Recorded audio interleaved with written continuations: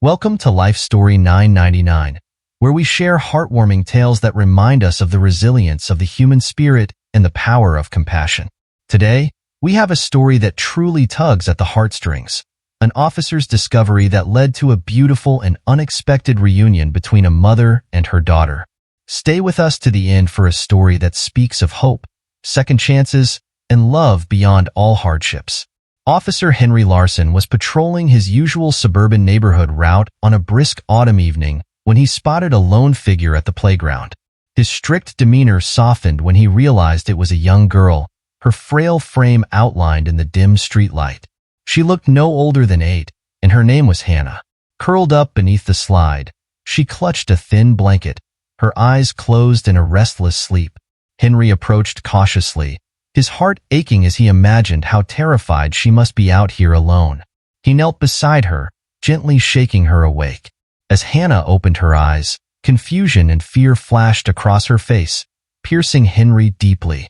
He spoke softly, assuring her she was safe. Through her trembling voice, Hannah explained that she had been waiting for her mother, who had left 5 days ago in search of work but hadn't returned. The revelation hit Henry like a punch to the gut. This innocent child had been left to fend for herself, holding on to hope that her mother would come back. 5 days alone, cold, hungry, and vulnerable. Henry struggled to maintain his composure as he listened to Hannah's heartbreaking story. He knew in that moment that he couldn't just walk away, not while this little girl was left waiting in vain. He made a silent promise to himself. He would help Hannah, no matter what it took. Determined to help, Henry led Hannah to his patrol car and took her to the station. There, he gave her a warm blanket, a sandwich, and hot cocoa from the break room. As she sipped the cocoa, her small hands trembling slightly, Henry watched her, feeling a protective instinct that was entirely new to him. He couldn't bring himself to simply hand the case off to social services. Something about Hannah's quiet strength touched him deeply. Her resilience inspired him, and he decided right then and there that he would be personally involved in reuniting her with her mother. Henry reached out to local shelters, hospitals, and his old police academy friends, hoping for any information that could lead him to Hannah's mother. Each dead end weighed heavily on him, but he refused to give up.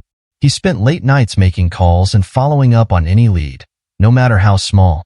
The more he learned about Hannah's situation, the more determined he became to bring her family back together. Whenever possible, Henry visited Hannah at the foster home where she was temporarily placed. He brought her small treats, a stuffed bear, a coloring book, or her favorite candy. Hannah's eyes lit up each time she saw him, and her hopeful gaze motivated Henry to press on despite the challenges.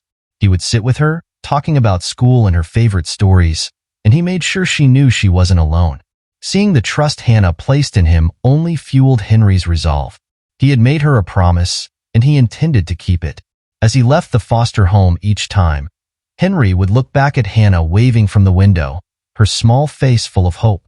He knew that, no matter how long it took, he wouldn't stop until Hannah was safely reunited with her mother. Weeks passed before Henry finally received a promising lead. A woman matching the description Hannah had given him had been admitted to a hospital following an accident. With his heart pounding, Henry drove to the hospital, hoping against hope that this could be the break they had been waiting for. He pushed his way through the busy hallways, his chest tightening with anticipation as he approached the reception desk. When he arrived, Henry learned that the woman, named Margaret, was in a coma, her body bruised and battered from a serious car accident. The nurse led him to her room, and as Henry stepped inside, he felt his breath catch in his throat. There, lying unconscious on the hospital bed, was Margaret Collins. The name on the medical chart sent a shock through him, bringing with it a flood of memories from decades earlier. Margaret had been his high school sweetheart, the girl with whom he had once shared dreams of a future, dreams that had never come to pass. Life had pulled them apart after graduation, each going in their own direction, and they had lost contact over the years. But now, seeing her lying there, unconscious and vulnerable, Henry felt a deep, unexpected ache. He moved closer, examining her features, and the resemblance to Hannah was unmistakable. He knew without a doubt that this was Hannah's mother. The emotions swirling inside him were overwhelming. Relief at having found her, sadness at her condition, and the pang of old feelings he had buried long ago. Henry gently took Margaret's hand, the beeping of the medical machines echoing in the quiet room. "Margaret, it's me, Henry," he whispered, his voice thick with emotion. He glanced at her peaceful face, wondering if she could hear him. "I found Hannah. She's safe, but she's waiting for you." He paused, his heart clenching. "I promise you, I'll take care of her until you're ready to come back to her." Sitting beside her, Henry let his memories drift back to when they were teenagers. Carefree days spent laughing under the summer sun, stolen moments beneath the bleachers, and whispered promises of forever. Seeing Margaret now, battered but still fighting, reignited the determination within him.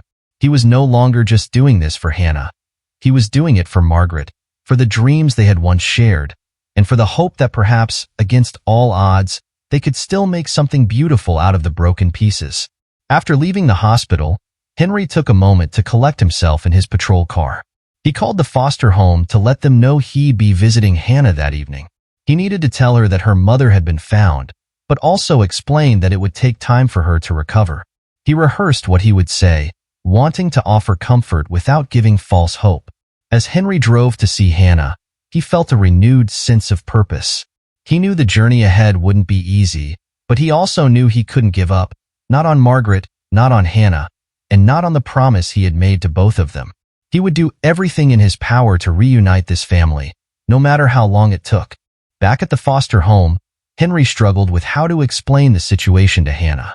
The little girl looked up at him with eyes full of hope, and it made his heart ache knowing what he had to say. He finally knelt down beside her and told her the truth, that her mother had been found but was still very sick. Hannah's tears began to flow freely, her tiny shoulders shaking with fear and uncertainty. Henry knelt beside her, awkwardly but tenderly patting her hand, trying to offer her some semblance of comfort. He promised Hannah that he would not rest until her mother was well enough to be with her again. Hannah clung to his words, her trust in Henry unwavering. From that day on, Henry found himself visiting Margaret every day. He would sit by her bedside, holding her hand, updating her on Hannah's well-being, even though she remained unconscious. He spoke softly to her, recounting the details of their daughter's life, the way she smiled, her favorite bedtime stories, and her bravery in waiting. Each time, he hoped against hope that somewhere, deep inside, Margaret could hear him. Even though Margaret's condition did not change, Henry felt a sense of closeness between them that helped him to keep going. In the evenings, Henry returned to the foster home to see Hannah. He always made sure to bring her something, a small gift to remind her she was not alone in this journey. It could be a new coloring book, a stuffed bear, or her favorite candy. The look of delight on her face each time lifted the heaviness in Henry's heart. Hannah's eyes lit up when she saw him, and her innocent questions about her mother's progress motivated him to keep trying. As the days passed, Henry and Hannah began to share a deeper bond. He told her stories from his own childhood, tales of when he was scared or uncertain, and how he learned to face those fears. He wanted Hannah to understand that it was okay to be afraid, but it was also important to hold on to hope. Hannah listened intently, sometimes with tears in her eyes, but more often than not, with a look of determination. She was a brave little girl, and her spirit gave Henry the courage he needed to continue. One afternoon, as Henry was visiting the foster home, he handed Hannah a drawing book. She looked up at him with shy eyes, then handed him a piece of paper. It was a drawing she had made, a picture of Henry, herself, and her mother all smiling together. Above them, she had written, in her careful, childlike handwriting, the words, "My family." Henry felt his throat tighten as he looked at the drawing.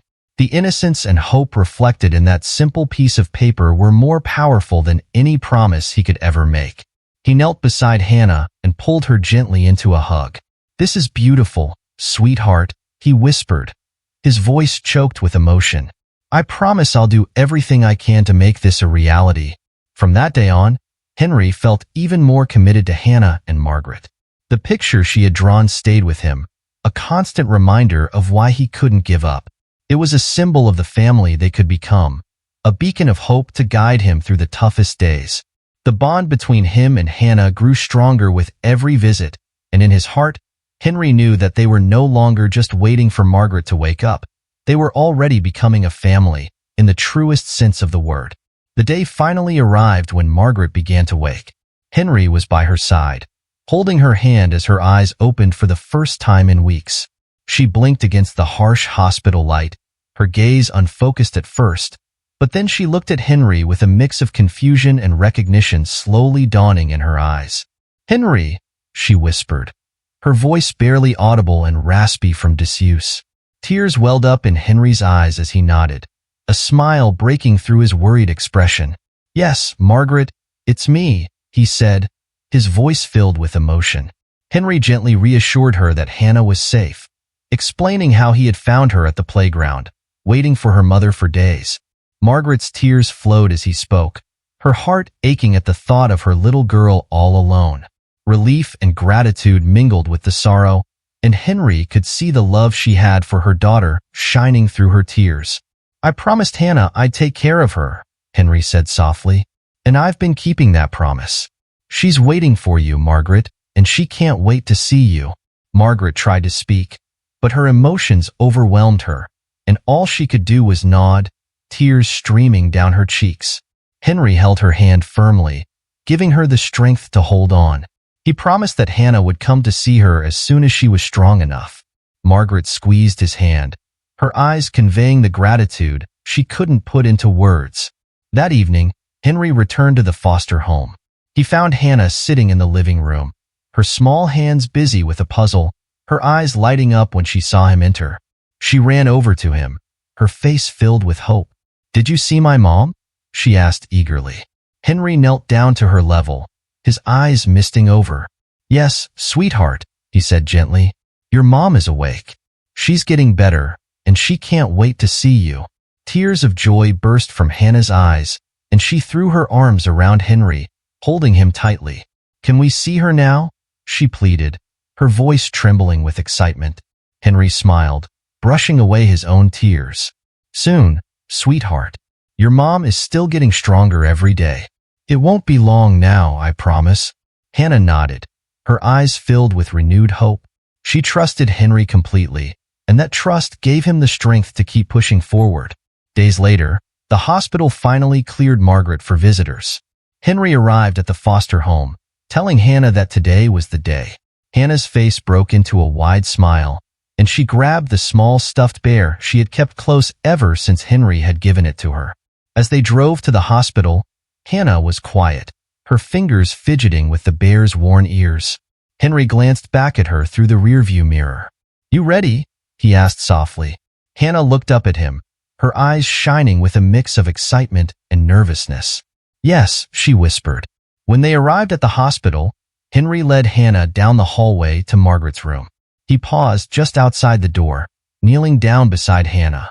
"Your mom is right in there," he said, his voice gentle. "She's been waiting for you, just like you've been waiting for her." Hannah nodded, her grip tightening on the bear. Henry opened the door, and together, they stepped inside. The moment Hannah saw her mother, she let out a cry of pure joy. "Mommy!"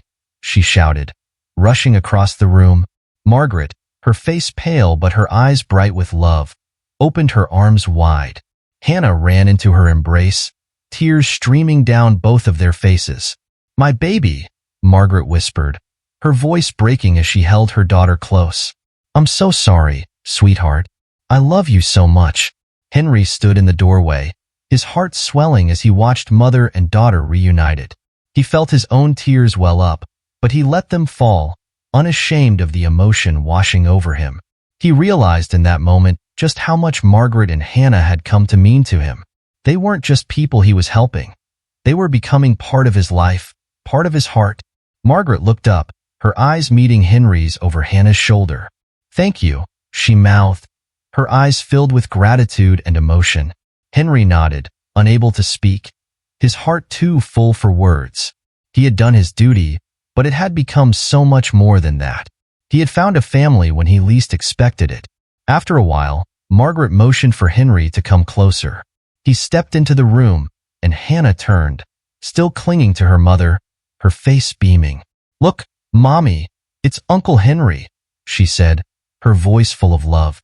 Margaret smiled, reaching out her hand towards him. Henry took it, feeling the warmth of her touch, the connection between them all. "Thank you for bringing my little girl back to me," Margaret said, her voice thick with emotion. Henry shook his head gently.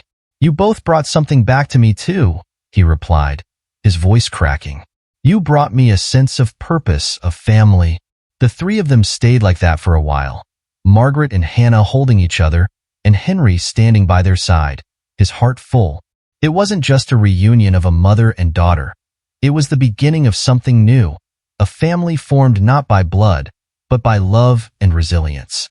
And for Henry, it was the most beautiful thing he had ever been a part of.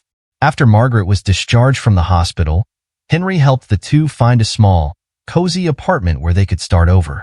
He rallied the community, and soon, donations of furniture, kitchen supplies, and clothing came pouring in. The support from neighbors, friends, and even strangers was overwhelming, showing Margaret and Hannah that they were not alone. It was as if the entire community had come together to help them build a new life, and each small contribution brought a renewed sense of hope to their little family. Margaret and Hannah's apartment was modest, but it was filled with warmth and love. Henry visited them often, bringing groceries or simply stopping by to chat. He helped Hannah with her schoolwork, guiding her through difficult math problems or listening to her read aloud from her favorite storybooks. Slowly but surely, Margaret and Hannah settled into their new life, and the once empty apartment began to feel like a true home. Hannah had started to call Henry Uncle Henry, a term that warmed his heart more than he could have ever imagined.